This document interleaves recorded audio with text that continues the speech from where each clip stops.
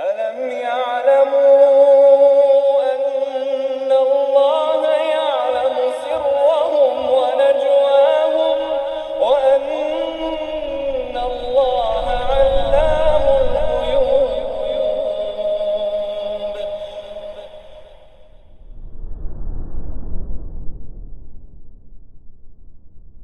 إن الحمد لله نحمده ونستعينه ونستغفره ونعوذ بالله من شرور أنفسنا وسيئات أعمالنا من يهده الله فلا مضل له ومن يضلل فلا هادي له أشهد أن لا إله إلا الله وحده لا شريك له وأشهد أن محمدا عبده ورسوله لا نبي بعده.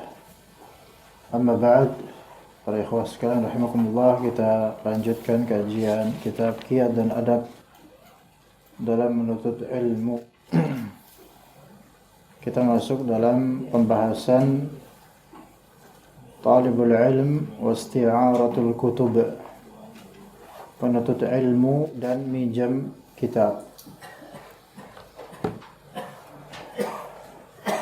Ada dalam syariah ada namanya al-qard, ada namanya ad-dain, ada yang namanya al-'ariyah. Al-'ariyah atau isti'arah atau i'arah. Qard dan dain itu semisal hutang. Tapi kalau bahasa kita i'arah atau 'ariyah itu minjam. Ya, tapi di kita juga hutang disebut minjam. Ya. Antum minjem buku, itu namanya isti'arah. Enggak disebut dain. Enggak disebut qard. Enggak. Ya. Apa bedanya? Bedanya minjem sama hutang. Fadhal. Apa bedanya, ikhwan? Minjem duit itu ngutang, tapi enggak semua minjem itu duit yang dipinjam, enggak. Minjem buku. Bedanya apa ya, Sob? Fadhal. Yang bisa ngejawab boleh ngejewer telinga putra. Ayo.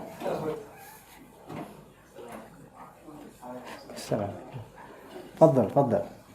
Apa beda isti'arah dengan dain atau qard? Apa beda semuanya itu? Antum bayangkan aja. Isti'arah itu kayak minjem buku, tapi kalau qard atau dain ya minjem duit.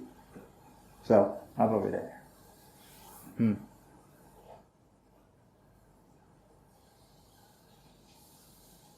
Ayo, fadhal. Kalau utang wajib membayar. Lah kalau minjem berarti nggak wajib balikin. Allah ya hadik. Gimana Pak? Utang wajib bayar. Kalau Sampai akhirat kan ditagih. betul, kalau kau minjem buku Ditagih juga sampai akhirat. sama ditagih juga sampai akhirat. Anak kan minta perbedaannya bukan persamaannya, Pak. Bagus, jawabannya bagus, cuman nggak benar. Ya. Fadhal. Bukunya harus yang itu juga. Bukunya harus yang itu juga. Kalau Soalnya minimum itu masih bagus, agak lecek masih nggak bagus. tapi harus itu juga duitnya. Itu bisa yang lain juga bisa. Ya ini benar, cuman pembahasannya itu terlalu awam. Tapi benar, jawabannya benar.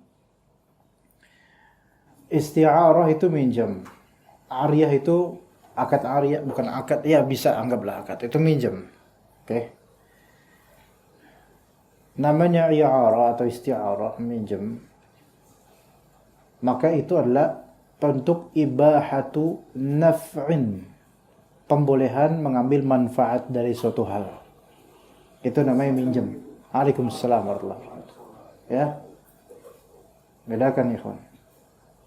I'arah itu sebenarnya ibahatu naf'in. Memperbolehkan untuk ngambil manfaat atas suatu hal atau benda. Iya. Anda minjemin antum flash disk, fadhal, Anda pinjemin antum. Antum boleh memanfaatkannya? Boleh. Cukup memanfaatkan, bukan bertasarruf, bukan menjualnya, menyewanya, nggak boleh. Ya. Anda pinjemin antum malah sewain itu. Ya, itu nggak boleh, haram. Tapi antum hanya diperbolehkan mengambil manfaat sekadarnya di situ gitu loh. Itu minjemin.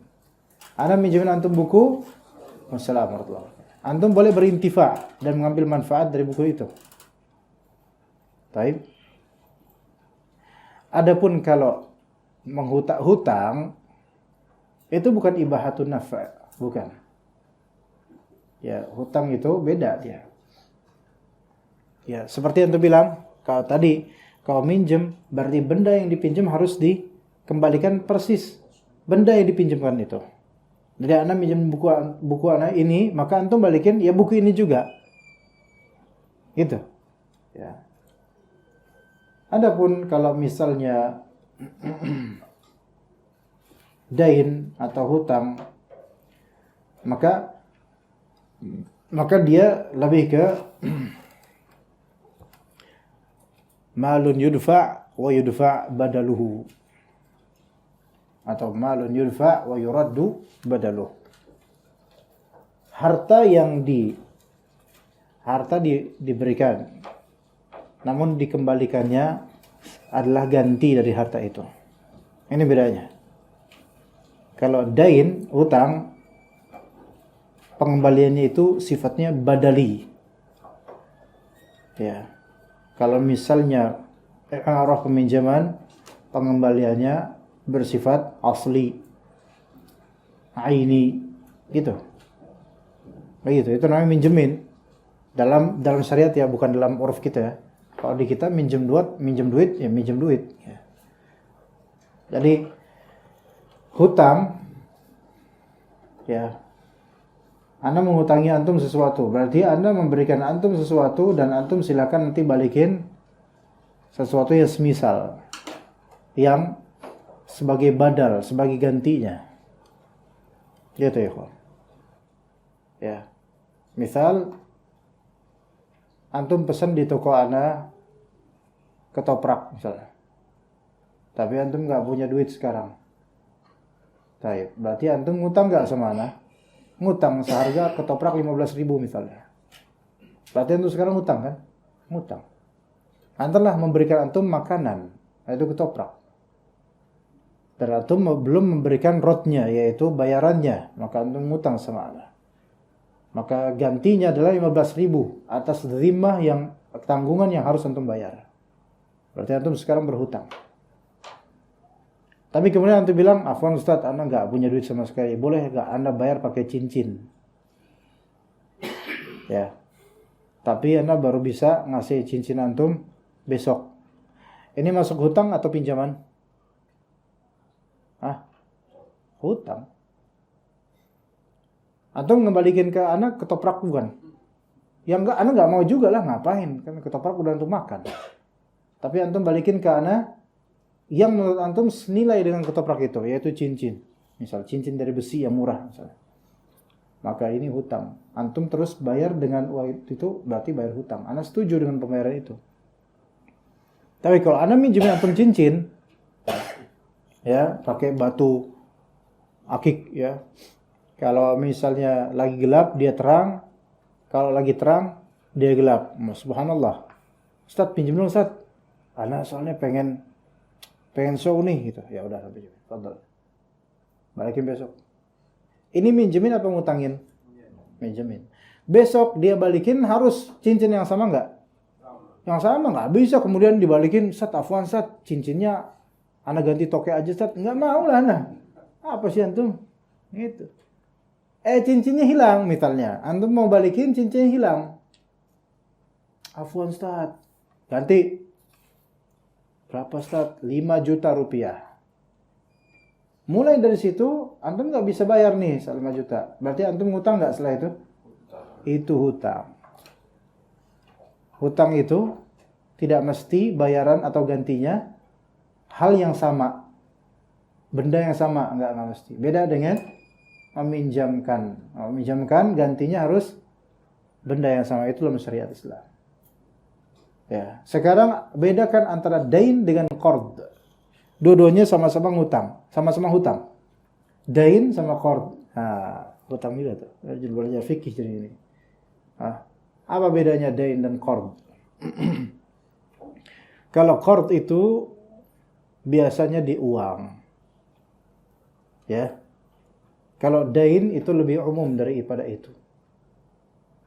Ya, tapi persamaan keduanya adalah pembayaran atau kembaliannya atau balikannya itu tidak harus dengan benda yang sama, tapi boleh sebagai gantinya.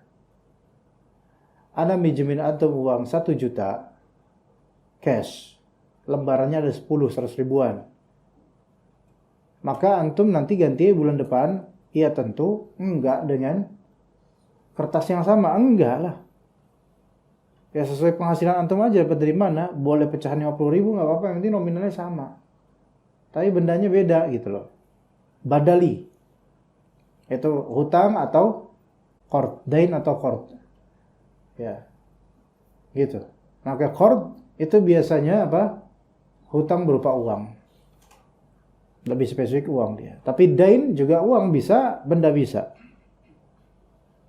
Ya, kayak misalnya barter. Antum mau peciana. Ustaz, pengen beli peci antum Ustaz, tapi tukernya jangan pakai uang, gimana Ustaz? Tukernya pakai ana punya buku Ustaz, gitu misalnya. Khair insyaallah. Tapi buku ana masih di kampung. Gimana bulan depan Ustaz ana ini? Ya khair insyaallah. Nih. Oke, deal ya, setuju ya barter ini? Iya. Ya udah. Fadhal. Ini peci antum punya antum sekarang. Antum nanti hadirkan pada tahun depan bulan depan buku antum untuk dibayar ke ana. Type ini dain atau qard namanya? Dain, hutang berupa buku, bukan berupa uang. Gitu ya? Type. Sekarang penuntut ilmu dan meminjam kitab. Ini masuknya ke dain atau isti'arah atau qard? Isti'arah, al-'ariyah. Maka ngembaliin buku, ya harus ya buku yang sama itu juga. Jangan antum ganti. Antum minjemnya buku original, antum balikin buku bajakan. Ya, ini namanya khida'. Ya. Baik, kita lanjut. Meminjamkan kitab kepada orang yang membutuhkan dan orang yang hendak mengambil manfaat darinya, terhitung sebagai metode penyebaran ilmu. Bahkan kitab yang dipinjamkan itu diibaratkan seperti anak panah untuk berjihad. Sebagaimana anak panah untuk berjihad yang berjalan pahalanya pada orang yang membuatnya, yang melemparnya dan yang mengulurkan dengannya, seperti itu pula kitab yang berjalan pahalanya atas penulisnya. Orang yang meminjamkannya, orang yang meminjamnya, penerbitnya dan juga yang menyebarluaskannya. Jika mereka semua mengharapkan keridhaan Allah pada apa yang mereka lakukan, dapat pahala semuanya. Bahkan penerbit, pencetak, pengedit, bikin layout, desainernya, itu semua bisa kedapatan pahala jika memang ada niatan untuk menyebarkan ilmu. Masalah sekarang, apa hukum menggabungkan antara komersialitas dengan niatan memberi manfaat?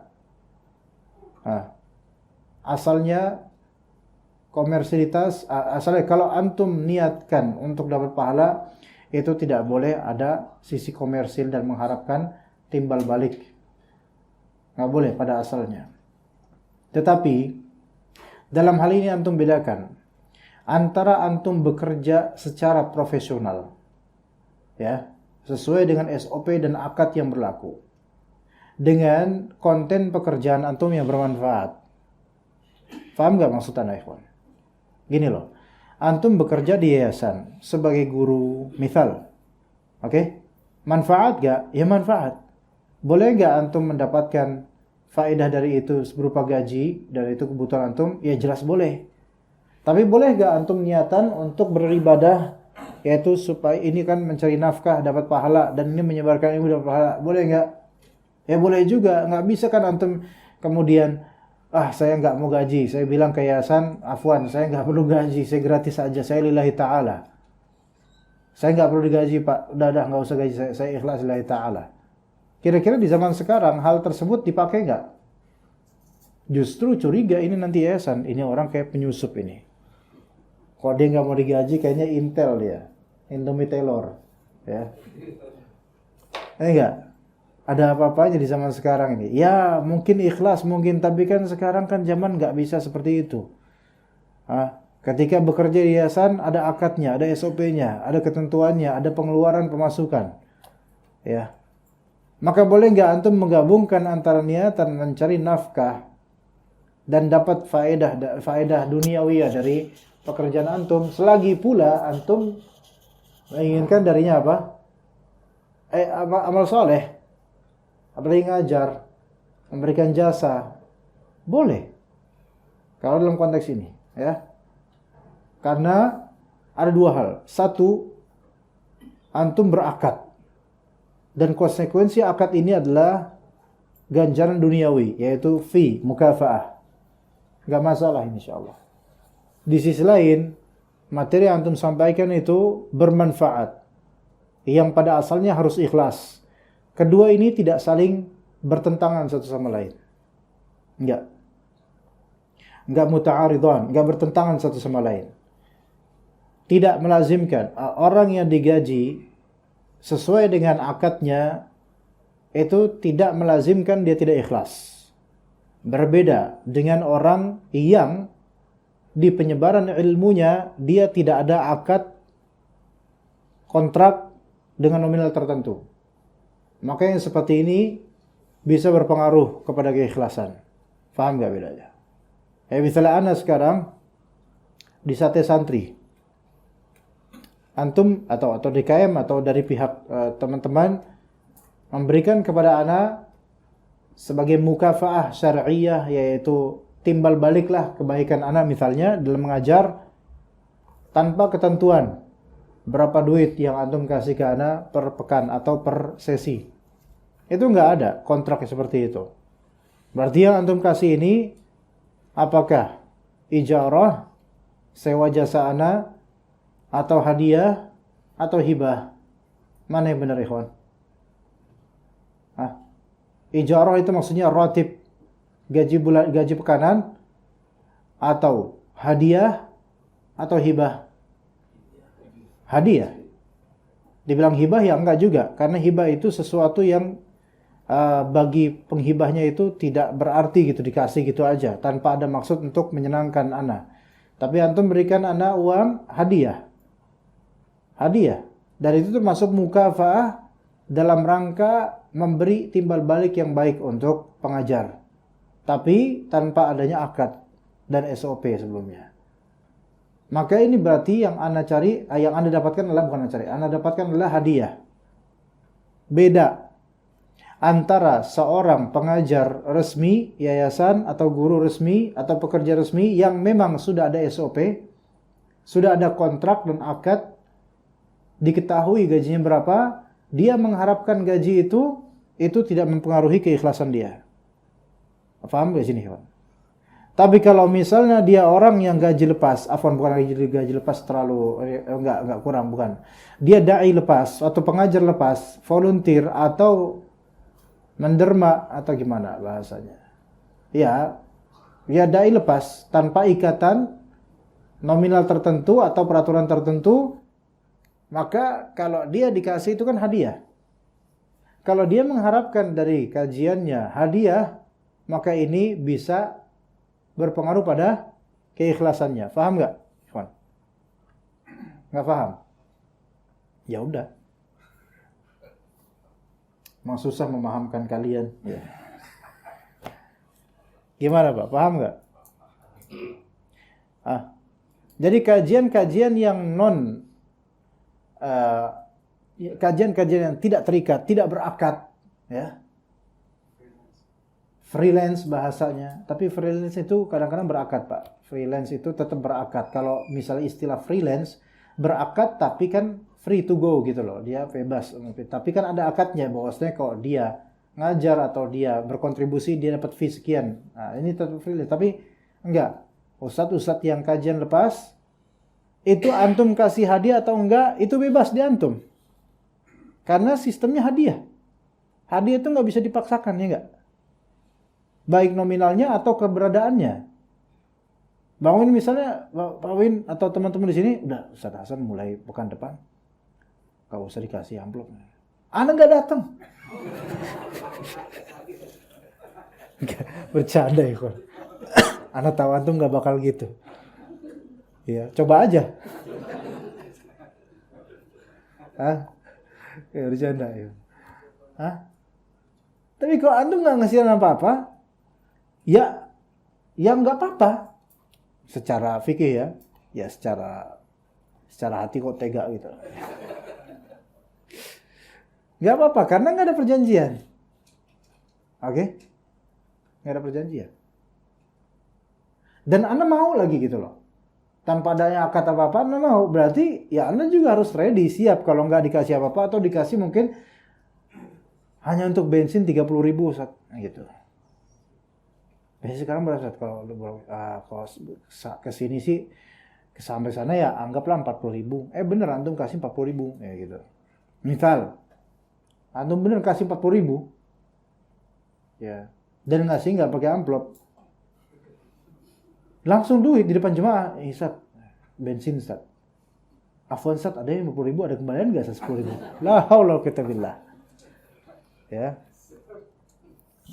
nggak ada akhlak kalau bahasa itu. Ya, begitu. Nah, terus kalau ya udah. Tapi kalau dalam kajian seperti ini yang bebas, Anda mengharapkan timbal balik dari antum itu bisa mengurangi keikhlasan Anda, karena sejak awal harusnya Anda menanamkan keikhlasan gitu loh. Beda dengan kontrak. Karena itu pekerjaan, profesi, profesional gitu loh. Ya, itu ya. Nah, jadi orang yang menerbitkan, pekerja di penerbitan, ya, bisa nggak kebayang pahala? Bisa kalau memang ada niatan, dia pengen dengan usaha dia ini, walaupun dapat gaji, dia juga pengen ilmu ini tersebar. Gitu. Kayak kameramen Anda nih. Insya Allah mereka dapat mukafaah dan sudah tahu berapa nominalnya misalnya. Tapi niatan mereka untuk live streaming ini supaya ilmu ini tersebar, dapat pahala mereka. Dan misal di akhir bulan mereka berharap, Ustaz, afwan Ustaz, Anda mau gaji Anda Ustaz. Itu nggak apa-apa karena hak mereka. Karena sudah dalam kategori akad gitu loh. Jadi itu nggak ada kaitan dengan ikhlas. Gitu Pak ya. Adapun ketika antum memvolunteer diri antum rela untuk mengajar tanpa apa-apa, maka antum diwajibkan untuk ikhlas dan tidak perlu mikirin imbalan. Gitu Pak. Ya. Muhammad bin Muzahim mengatakan, awal keberkahan ilmu adalah meminjamkan kitab. Masya Allah. Namun demikian, meminjam kitab memiliki ketentuan sebagai berikut. Pertama, hendaknya kitab yang dipinjamkan adalah kitab yang bermanfaat, tidak mengandung madarat. Kecuali bila peminjam tersebut orang yang mengetahui kemadaratan itu, sedang ia meminjamnya untuk mengetahui lebih jauh kemadaratan pada kitab tersebut untuk membantah isinya. Misal kitab Primbon, antum punya tuh, atau kitab khurafat, atau kitab cara atau teknik-teknik sihir misalnya. Itu kan bermadarat, nggak boleh. Tapi di sini ada ikhwan kita atau thalibul ilm sedang mengerjakan magister dia? Disertasi atau magister itu apa? Disertasi atau disertasi?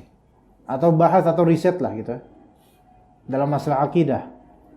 Dan dia mencari buku-buku tentang sihir dari penyihir atau dari dokumentasi penyihir misalnya, dan kita punya buku itu bermadarat sebenarnya, tapi karena ini untuk riset dan ilmu pengetahuan supaya kemadaratan ini lebih diketahui dengan baik untuk dihindari, maka kita boleh meminjamkannya gitu, kalau emang kitab itu buruk ya.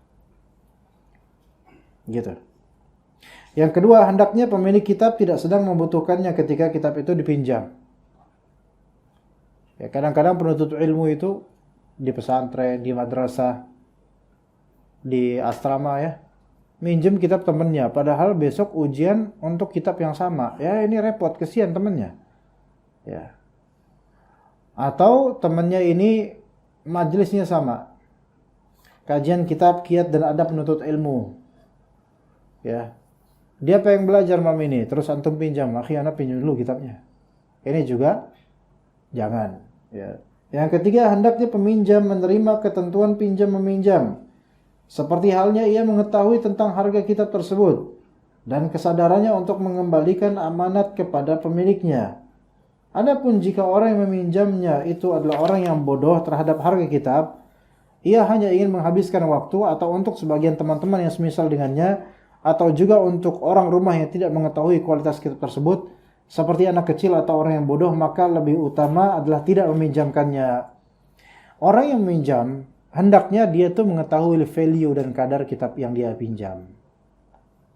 Antum yang mau meminjamkan, antum lihat orang yang meminjam ini, dia tuh ngehargain kitab nggak? Dia tuh ngerti nggak harga kitab yang dia pinjam? Kalau antum ngelihat orang yang meminjam ini, dia nggak menghargai kitab dan meremehkan kitab, dan antum melihat dia punya kebiasaan kitab itu diserakin sembarangan, maka lebih afdal antum tidak meminjamkannya. Ini sebenarnya bukan hanya kitab ya, untuk barang-barang apapun. Antum punya motor, sepupu antum pengen minjem, tapi antum tahu dia itu kalau misalnya pakai motor orang nggak dipelihara. Kalau ada polisi tidur dibangunin, gitu. Dan kemudian kalau ada lobang diterabas sama dia, maka kan normalnya antum nggak bakal mau minjemin kan, karena resikonya apa? Ya resikonya rusak, gitu. Begitu juga dengan kitab, ya. Jika Anda diuji dengan hal seperti itu, sementara Anda tidak bisa mengelak dari diuji, maksudnya diuji secara takdir, ketemu sama orang kayak gitu, maka ketika minjemin berwasiatlah kepadanya dengan sebenar-benar wasiat, agar ia menjaga kitab tersebut dan mengembalikannya dalam waktu dekat. Ini untuk thalibul ilm versi dulu ikhwan. Kalau sekarang kan kitab itu lebih mudah ya, bisa beli online, kalau rusak diganti online, beliin online. Kalau zaman beliau menulis di era 90-an dulu, ya enggak kayak gitu. Buku itu berharga banget loh. Ya, dulu ya. Karena percetakan nerbitin buku itu limited ikhwan. Enggak kayak sekarang, kertas itu mudah. Yang susah itu ngebacanya, males ya. Kertas itu mudah, oplah itu banyak, sebenarnya bisa diatur. Ya. Nyari buku online bisa sekarang. Tapi kalau zaman dulu ikhwan, susah. Terbatas. Makanya dihargai banget nih. Sampai-sampai kalau kita mau minjemin buku pada fulan yang terkenal nggak ngehargain buku, sampai-sampai kita berwasiat gitu. Saya berwasiat nih kamu supaya jaga kitab ini dan kembalikan dalam waktu dekat. Seperti bakhil gitu. Takut kehilangan buku. Kenapa? Karena ini kalau saya hilang ini buku, susah lagi nyarinya. Itu zaman dulu ketika itu. Ya. Yang keempat, jika kitab yang ingin dipinjam terdiri dari 2 cetakan, sedang peminjam tidak tahu tentang harga kitab tersebut, maka berikanlah kitab dengan cetakan lama kepadanya. Cetakan lama atau cetakan yang lebih rendah harganya. Ya, misal antum punya 2 cetakan. Afwan gini misalnya. Kan kitab itu kan kadang-kadang cetakan keberapa gitu kan ya? Ngerti nggak? Kalau nggak ngerti berarti parah antum. Ya. Nih. Oh, di sini nggak ada. Nih, cetakan ke-4. 1418. Enggak, ini versi aslinya. Ini cetakan ini. Ini cetakan terjemahan, cetakan XVI 16. Masya Allah ya. Cetakan 16. April 2014. Oke. Kitab ini berarti ini cetakan 2014. Berarti dari 2000 sebelum 2011 aja itu udah cetakan 13 loh. Ini cetakan 16 ini. Oke. Ana punya buku ini ulasan lintas tentang 3 syarah usul salasah ini, syarah usul salasah. Ya. Ini penerjemahnya Ustaz Zainal kalau salah. Ya, Ustaz Zainal Abidin Samsudin LC, Ustaz Aidul Harith juga. Ya, dan murajaah Ustaz Abu Bakar Muhammad Al-Tuai. Ini beliau orang As-Sofwa. Syekh Ustaz Abu Bakar Al-Tuai ini orang As-Sofwa di Jakarta Selatan. Oh ya, ini Darul Haq ya. Cetakan Darul Haq. Oh iya, cetakan Darul Haq di sana. Ini cetakan ke-16 tahun 2014 misal. Antum punya 2 buku. Buku ini sama, 2 versi. Cetakan ke-9 tahun 2009 dan cetakan ke-16 tahun 2014. Antum punya 2. Sahib antum minjem. Akhi, ana minjem antum kitab ini dong. Ya. Namanya cetakan lebih baru biasanya ada tashih. Ada pensahihan, ada yang diperbaharui, ada yang ditambah, biasa gitu. Maka lebih afdol antum pinjemin cetakan lama. Iya, lebih afdol antum karena cetakan terbaru itu lebih berharga. Gitu loh. Kenapa lebih berharga? Bukan dari segi historinya, bukan, tapi dari segi apa? Adanya penambahan atau pengurangan yang memperbagus kadar buku ini. Coba antum lihat bukunya Ustadz Erwandi, Harta Haram Muamalat Kontemporer. Coba itu udah berapa kali cetakan? Di setiap cetakan itu beliau menambahkan atau mengurangi. Pasti menambahkannya pasti. Di beberapa hal dikurangi, diedit lagi gitu. Iya. Dan beliau kalau misalnya isi kajian, baik di blog M kalau nggak salah, atau di tempat lain, pakai kitab beliau, pasti beliau akan biasanya beliau akan menyebutkan ini saya pakai cetakan kesekian. Biasanya cetakan terbaru. Karena cetakan terbaru itu ada banyak revisi. Makanya kalau antum punya buku Harta Haram, gimana sih baca? Halal Haram, enggak. Haram Halal, Harta Haram Muamalat Kontemporer kalau salah. Nah itu. Antum punya versi cetakan kedua dulu, ya. Itu value-nya tingginya di sejarahnya, bukan ya isinya bagus, cuman di sejarah ini cetakan lama ini nggak terbit lagi yang kayak gini. Sejarahnya bagus, tapi dari segi ketepatannya cetakan ke-10 atau 11 atau 12 itu lebih afdol, lebih dipakai. Gitu ikhwan. Ketika antum punya buku-buku itu, antum punya cetakan kedua, ketiga, kelima, ke-10, ada ikhwan meminjam, antum jangan kasih pinjaman cetakan ke-10. Iya. Karena semakin anyar, kalau yang seperti ini, semakin ada revisi, berarti semakin ada pembaruan. Itu bagus, gitu loh. Ya. Gitu. Sama misalnya, antum punya kitab karya siapa coba? Imam Syafi'i rahimahullah. Antum punya cetakan Dar Kutub Ilmiah yang pernah anda ceritain di sini, tahu nggak? Darul Kutub Ilmiah Beirut yang anda ceritain, yang ada beberapa buku yang hasil nyuri manuskrip dari yang lain. Pernah ingat gak? Ingat gak? Darul Kutub Ilmiah Beirut. Nah, enggak semua kitab-kitab di mereka itu seperti itu, enggak. Misal ini ada ya. Dan cetakan Darul Kutub Ilmiah ini cetakan sederhana. Darul Kutub Ilmiah ini biasanya teman-teman NU itu sangat suka tuh pakai itu tuh. Nah, ini cetakan biasa, standar. Footnote-nya nggak banyak, bahkan nggak ada, biasa aja gitu. Dah gitu sampai selesai bukunya itu, sekitar berapa jilid, mungkin 10 jilid. Kemudian ada cetakan Dar Ibnu Hazm. Antum ambil terbitan tahun 2015 atau mungkin 2010. Dan itu cetakan yang fakhirah, yang memang megah mewah. Ana beli kitab cetakan dari Ibnu Hazm ini warna hitam, kalau nggak salah 12 jilid atau sekitar itu. Ketika itu harganya 1.100.000 ya, tahun 2014 atau 2015. Kalau nggak salah itu 1.100.000. Sekarang mungkin udah menuju 2 juta kayaknya. Kalau Darul Kutub Ilmiah itu paling 600.000 700.000. Ya. Sekarang ada teman antum, talibul ilm, dia sedang berada di pasca sarjana, membahas fiqih Syafi'i. Dia lagi riset, minjem sama antum, akhi ana butuh referensi kitab tapi versi cetak asli. Nggak bisa versi Maktabah Syamil atau internet, itu nanti susah dipertanggungjawabkannya.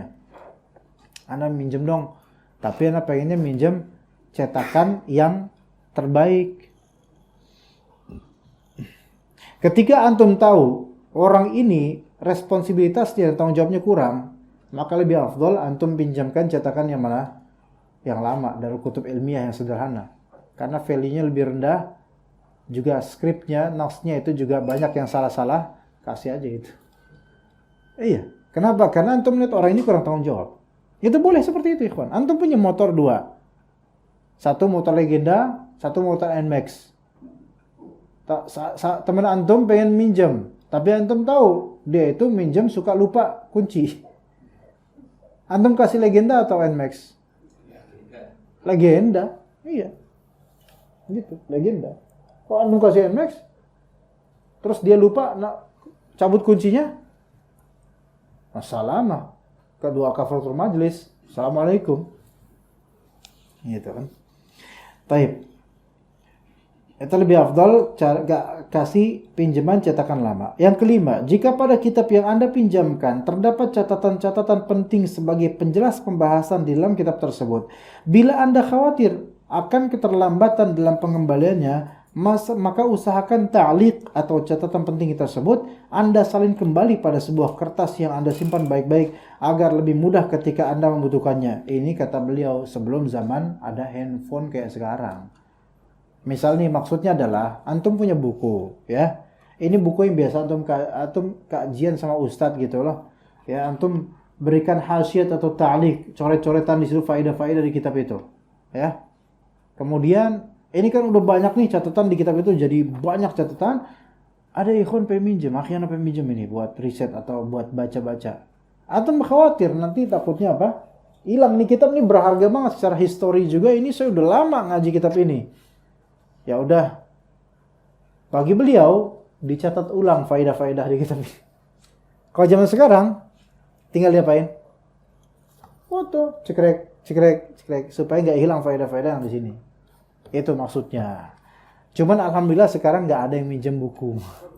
Iya, nggak ada yang minjem buku.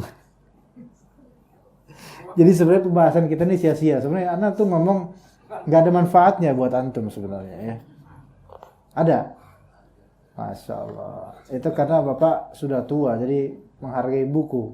Generasi muda milenial ini sekarang kurang, Pak. Ya. Kayak pembahasan seperti itu, pembahasan masuk telinga kanan, keluar semua lubang. Nggak begitu. Hanya untuk apa? Oh gitu, udah gitu. Nggak ada praktek minjem kitab. Sekarang coba siapa di antara antum setelah kajian ini bakal minjem kitab temennya? Sok siapa? Nggak ada kan? Nggak ada. Karena emang kita udah kehilangan tradisi minjem kitab. Kehilangan kita tradisi minjem kitab. Beneran. Hatta antar asatidzah. Karena sekarang itu kitab sudah mudah. PDF sudah banyak. Enggak punya kitab ini, kita bisa beralih ke kitab lain. Udah beda sekarang. Beda. Antum tanya aja tulabul ilm di Libya. Tanya tulabul ilm di Madinah. Biasa nggak di sana sekarang tradisi minjem kitab? Enggak. Bahkan setelah lulus dari Libya, lulus dari Madinah pun, kitab-kitab jangankan dipinjam ke orang. Jangankan dipinjamkan ke orang. Ngebaca aja juga enggak. Berdebu kitab-kitab itu. Gitu Pak sekarang.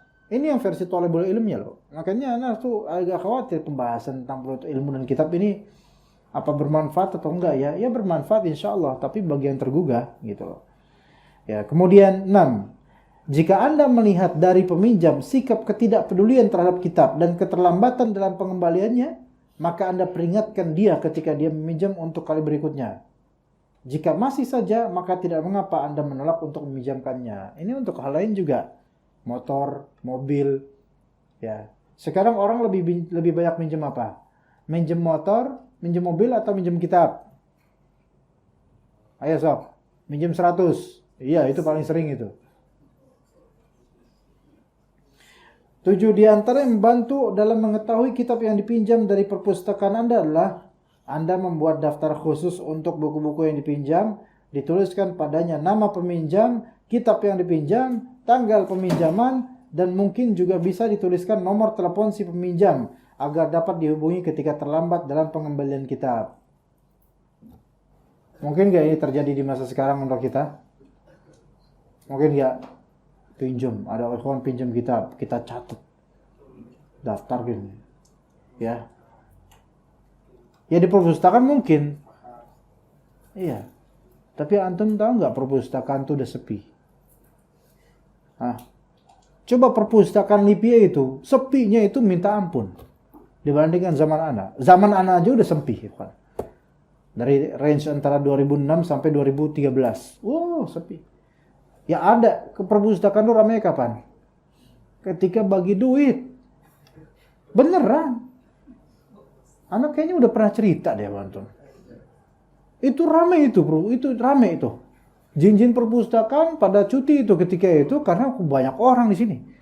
Itu kalau nggak ada pembagian mukafaah hari biasa, ya pas jam istirahat ada sih berapa ya, alhamdulillah thalibul ilmi ketika itu masih ada berapa yang memang mereka suka baca kitab ketika zaman anak itu. Tapi itu udah termasuk sepi itu. Sekarang Allahu a'lam. Udah ada di digital, ada maktabah syamilah. Dan tulab sekarang itu lebih pro ngeliat di handphone dibandingkan di kitab-kitab itu enggak. Iya. Iya, bahkan ada anak akhwat ya, ada anak akhwat masih di Libya. Itu ketika pekan kemarin masuk ke jadwal akhwat. Enggak jadi, keluar lagi. Kenapa? Serem. Enggak ada orang. Ada petugasnya doang. Itu pun manusia atau bukan kita enggak tahu. Serem, enggak ada orang. Gimana sih kan antum maktabah gede perpustakaan rak-rak nggak ada orang, hanya kedengaran suara AC gini, itu kan suara gelepar sekali ya, suara gitu kan jadi curiga, jadi nggak enak. Memang perpustakaan makin sepi makin sunyi makin enak, tapi sunyinya ada orang dong. Kalau sunyi nggak ada orang kan ini uji nyali namanya, bukan baca. Akhirnya keluar mereka perempuan. Ya begitu. Kayaknya versi perempuan, versi ikhwan ya juga sepi insyaallah. Karena menunjukkan seperti ini sekarang zaman dah. Perpustakaan buat apa? Udah ada yang lebih luas, internet. Bisa selang-seling lagi. Kalau perpustakaan kan buku satu, nggak bisa main Candy Crush. Iya, kalau ini kan enak. Ya kan? Bosan dikit satu halaman, update status. Bosan dikit, lihat YouTube ada apa. Bosan dikit, pesen GoFood. Ya gini enak. Coba kalau perpustakaan pesen GoFood. Nggak bisa. Iya, Gojeknya masuk. Pak maaf Pak, ini atas nama ini. Perpustakaan. Nggak bisa, nggak enak. Orang kurang tertarik sama perpustakaan. Ana juga ke perpustakaan ini ya kawan, di Madinah, di Masjid Nabawi. Ada perpustakaan. Kalau antum nanti umrah ke Masjid Nabawi, ada perpustakaan. Hatta antum nggak paham itu isinya apa, al-muhim masuk aja. Minimal ya hanu, minimal sok tau lah. Nah, masuk. Modal jenggot aja udah kelas. Iya, masuk. Buka-buka buku ya. Ya ngeliat aja, siapa tahu ada kutu buku di situ, ada kutunya atau apa gitu, ada rayap atau apa. Tapi minimal antum akan mendapatkan spirit gitu loh. Dan anda lihat perpustakaan Madinah dengan banyaknya buku luar biasa itu dari zaman ke zaman, bahasa Arab semua. Anda merasa perpustakaan ini belum mendapatkan haknya untuk dikunjungi oleh banyak dari orang gitu loh. Para tulabul ilm Madinah mereka alhamdulillah ke perpustakaan. Banyak alhamdulillah. Ketika lagi butuh, ketika menulis risalah dan seterusnya. Ya, alhamdulillah. Perpustakaan Masjid Nabawi. Ya, alhamdulillah. Tapi dengan banyaknya orang ya di Masjid Nabawi itu, perpustakaan ini masih tergolong sepi banget sebenarnya. Begitu. Masih tergolong sepi banget bagi ana ya. Tapi itu membuat spirit itu Masya Allah. Antum melihat kitab-kitab banyak banget. Itu udah membuat hati itu seandainya aku punya waktu lebih misalnya untuk baca. Padahal nggak baca-baca. Iya. Kadang kita ngeliat gitu doang udah semangat banget. Tapi ketika balik ke rumah udah hilang semangatnya. Ya, zaman sekarang seperti itu, ikhwan. Ini udah azan belum sih sebenarnya? Udah qomat bahkan. Kenapa antum gak ngasih tau ana, Pak? Abah mau azan, Abah? Atau mungkin mau azan? Fadl azan. Udah qomat bahkan. Masya Allah. Kemudian yang ke-8, bagi setiap peminjam hendaknya menjaga kitab. Menjaga kitab yang dia pinjam dengan baik ya, selama kitab tersebut ada padanya, dan agar segera mengembalikan jika kebutuhannya terhadap kitab tersebut telah selesai. Hendaknya ia juga berhati-hati untuk tidak menuliskan tulisan apapun pada kitab yang ia pinjam kecuali dengan seizin pemiliknya. Jika engkau meminjam kitabku dan mengambil manfaat darinya, maka berhati-hatilah jangan sampai merubahnya. Semoga engkau dijauhkan dari perlakuan buruk. Kembalikanlah kitab itu kepadaku dalam kondisi baik karena aku telah merindukannya. Andai kata kalimat karena aku telah merindukannya. Zaman sekarang nggak ada yang rindu sama kitab, ikhwan. Ini zaman dulu ya. Ini syair orang zaman dulu. Kalau sekarang nggak ada. Mana kitab anak? Anak kangen sama kitab anak. Nggak ada zaman sekarang itu. Ya. Andai kata bukan karena khawatir menyembunyikan ilmu, niscaya engkau tidak pernah melihat kitab tersebut. Ada perkataan jenaka, dahulu sebagian ahli ilmu tidak mau meminjamkan kitab mereka kecuali dengan mengambil jaminan terhadap kitab yang ia pinjamkan tersebut. As-Sakan berkata, aku pernah meminjam sebuah kitab dari Ibrahim As-Sayyigh. Maka ia berkata, berikan aku sesuatu sebagai jaminan. Lalu aku pun memberikan jaminan kepadanya. Ini jenaka bagi orang ketika itu, di zaman itu talibul ilm. Ya. Sampai kalau ada orang minjam kitabnya, dia minta jaminannya apa? Saya khawatir nanti bakal apa? Rusak dan semisalnya. Ya. Sekarang itu karena buku atau kitab kurang dihargai, maka ya udah minjem aja, rusak nggak rusak ya bodo amat, ya saya juga nggak baca kok, ya udahlah gitu. Ali bin Abi Bakar At-Tirazi melantunkan sebuah nasyid. Nasyid di sini bukan nasyid yang kita kenal sekarang ya. Nasyid di sini maksudnya syair yang didedangkan. Wahai yang meminjam kitabku, janganlah engkau banyak mencelaku kecuali dengan jaminan yang kuat, baik itu berupa perak atau kain. Subhanallah. Ya, kalau misalnya antum minjem kitab anak bawa sarung antum yang paling mahal, ini anak simpan sarung antum sebagai barang jaminan, gitu ya. Abu Hafiz Umar bin Uthman Al-Janzi juga melantunkan sebuah nasyid, jika engkau meminjamkan sebuah kitab maka ambillah jaminan atasnya, tidak usah segan, karena engkau tidak sedang mencurigai peminjam, akan tetapi untuk mengingatkannya dari pengembalian, yaitu supaya nanti bakal kembali maka antum sita juga barang dia gitu. Setelah ini saya alihkan pembahasan tentang pinjam meminjam sebagaimana disebutkan oleh guru kami yang mulia itu Abdullah bin Jarillah. Semoga Allah Ta'ala menempatkannya di surga firdausnya yang tertinggi. Abdullah bin Jarillah rahimahullah, ya gurunya penulis ya, menyebutkan dalam kitabnya Ath-Thimar Al-Yani'ah sebuah perkataan yang disebutkan padanya, aku pernah membaca dalam sebuah surat kabar berita tentang beberapa orang yang membentuk perpustakaan dari kitab milik orang lain. Ya. Jadi ada beberapa orang, dia bikin maktabah, bikin perpustakaan, koleksi buku, tapi kitabnya itu rata-rata punya orang lain. Mereka meminjam kitab-kitab itu lalu tidak mengembalikannya. Dan pencurian kitab-kitab seperti itu terus berjalan di bawah tirai pinjam meminjam. Bahkan orang-orang tersebut dikenal sebagai kalangan terpandang. Meski cara seperti itu sebenarnya adalah bentuk pencurian dan tidak sesuai dengan syariat. Sungguh ini saking orang tuh pengen pamer buku, atau orang ketiga itu suka dengan buku, maka mencuri mereka dengan cara minjam tapi nggak dibalikin. Terus diklaim milik mereka dan dijadikan dalam daftar perpustakaan. Sungguh ulama salaf telah mencela hal seperti itu dan mereka meletakkan adab dalam permasalahan pinjam meminjam kitab. Siapa saja menyelisihinya maka ia terlarang untuk meminjamnya lagi di waktu yang lain. Baik, kita cukup sampai situ insyaallah. Tapi pekan depan masih ada bahasan 1 halaman atau 2 halaman setengah tentang pinjam meminjam kitab. InsyaAllah. Kemudian nanti ada pembahasan penuntut ilmu dan hafalan Al-Quran. Yang itu lebih penting ya. Penuntut ilmu untuk sekarang, penuntut ilmu dan hafalan Al-Quran ini lebih penting lagi nih, ya. Allahu a'lam, kita cukup sampai sini insyaallah. Sallallahu ala nabiyyina Muhammad wa ala alihi wa sahbihi ajma'in. Subhanakallahumma bihamdika asyhadu an la ilaha illa anta astaghfiruka wa atubu ilaik. Wassalamualaikum warahmatullahi wabarakatuh.